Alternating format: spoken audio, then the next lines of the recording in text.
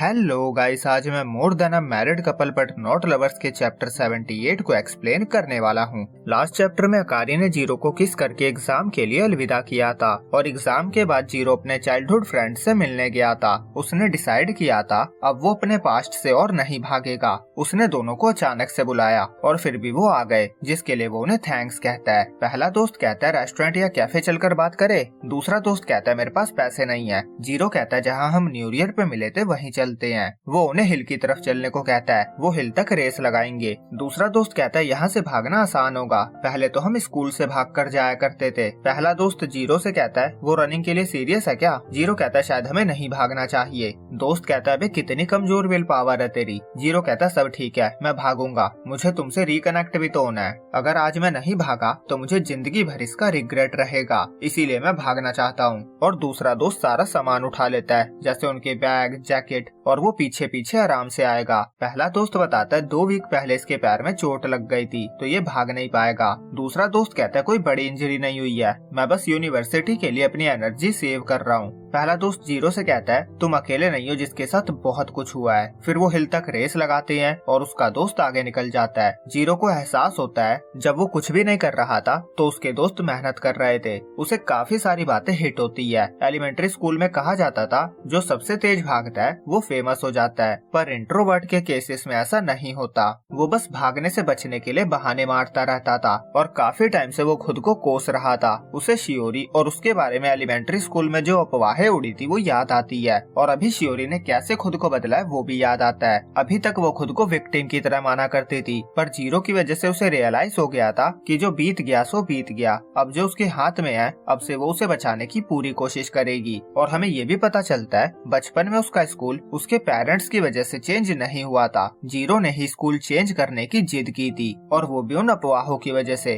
और उसने ये बात अपने पेरेंट्स को भी नहीं बताई थी, जिसकी वजह से उसके मॉम और डैड को चिंता होती रहती थी। उस टाइम उसे लगता था अगर वो बात नहीं भी करेंगे तो भी वो दोस्त रहेंगे, तो इस तरह वो कुछ भी नहीं हारेगा। ये उसकी फिलॉसफी थी और इसी फिलॉसफी को वो आज तक मानता आया था। पर अब उसे लगता है उसने ऐसा रास्ता चुना जिसमें वो सबसे ज्यादा सेफ था। उसे हमेशा से दुनिया क्या कहेगी इसका डर था। वो सुबह दोस्त के साथ रनिंग की प्रैक्टिस करता था, शियोरी के साथ स्कूल जाता था। उसके पास कितनी सारी ब्यूटीफुल यादें थी। उसके पेरेंट्स, उसके दोस्त, सबको उसकी परवाह थी, पर उसे लोग क्या कहेंगे इसका डर था। उसे डर था कि वो बाहर की दुनिया में कहीं खो ना जाए, इसीलिए उसने खुद को सबसे दूर कर लिया। पर आज ना कल तो उसे दुनिया का सामना करना ही था। ये कुछ ऐसा नहीं था जिसे जिंदगी भर के लिए टाला जा सके, और इस बाहरी दुनिया ने उसे अकारी से मिलाया। वो सॉरी फील करता है क्योंकि उसने अकारी के लिए कुछ भी नहीं किया था। अकारी अकेले ही सारे एफर्ट्स लगाती आई थी, पर अब और नहीं। अकारी अपना बेस्ट दे चुकी है और अब उसकी बारी है। और अब वो जी जान से भागने की कोशिश करता है, पर उसका शरीर उसका साथ नहीं देता और वो गिर जाता है। ट्रक से अंकल पूछते हैं वो ठीक तो है ना? दोस्त कहता है ये ठीक है,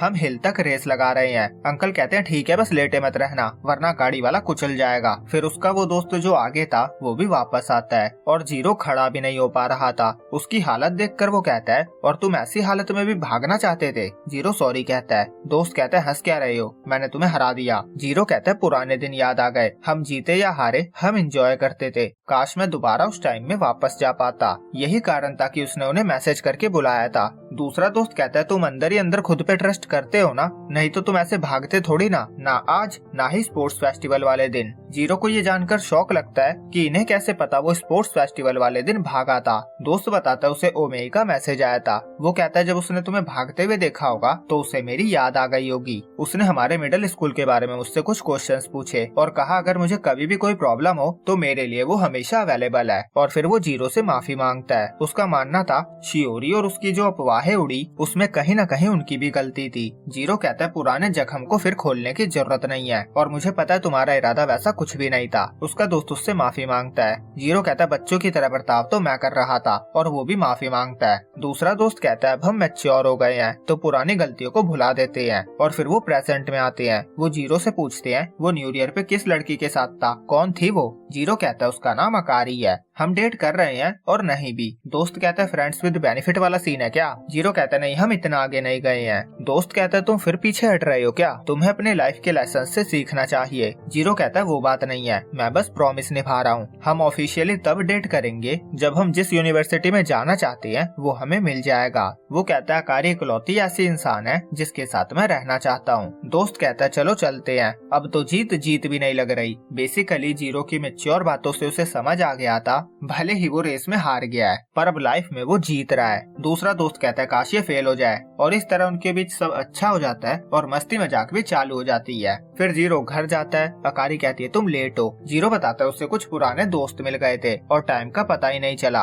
अकारी कहती है सब ठीक है ना? जीरो कहता है हाँ, हमने रेस भी लगाई थी और अब मेरे मसल्स दर्द कर रहे हैं। अकारी कहते क्या बकवास कर रहे हो? जीरो कहता है अब सब ठीक है, सॉरी मैंने तुम्हें चिंता में डाल दिया और मेरे लिए सब कुछ करने के लिए थैंक्स। अकारी उसके सर पे पैट करके कहती है तुमने अपना बेस्ट दिया। जीरो ब्लश करने लगता है। अकारी कहते है तुम रोने लगे क्या? आंसुओं को एग्जाम के बाद के लिए बचा के रखो। फिर देर रात जीरो स्टडी करता है। अकारी कहती है वो आज रेस्ट भी तो ले सकता था। वो असली डेटिंग के लिए फ्लैट्स में रहने का सोच रही थी पर फ्लैट्स बहुत एक्सपेंसिव होते हैं। वो सोचती है वहाँ रहने में कितना अच्छा लगेगा पर तभी वो सोचती है कहीं कोई कीड़ा आ गया तो, और कीड़े को इमेजिन करके ही वो चिल्ला देती है। जीरो को उसके रूम तक उसके चिल्लाने की आवाज सुनाई देती है। वो पूछता है क्या हुआ? अकारी कहते कुछ नहीं, गलती से हाथ लग गया पर अब सब ठीक है। फिर जीरो गुड नाइट कहता है। अकारी मन में कहती है जब वो यूनिवर्सिटी जाएगा तो हम असली कपल की तरह रहने लगेंगे। वो सोचती है कहीं सिर्फ मैं ही तो ऐसा नहीं सोचती हूँ और उसके इसी ख्याल के साथ ये चैप्टर एंड होता है। तो इस चैप्टर के साथ सारी गलतफहमियां, सारी पास्ट की नोक झोंक, जीरो का खुद को कोसना, हर चीज के लिए खुद को ब्लेम करना, ये सारी चीजें अब खत्म हो गई है। अब बस इंतजार है जीरो के एग्जाम के खत्म होने का। तो अगला चैप्टर अगले महीने रिलीज होगा। तो मिलेंगे इसके अगले चैप्टर के साथ अगले महीने। जब तक के लिए बाय बाय।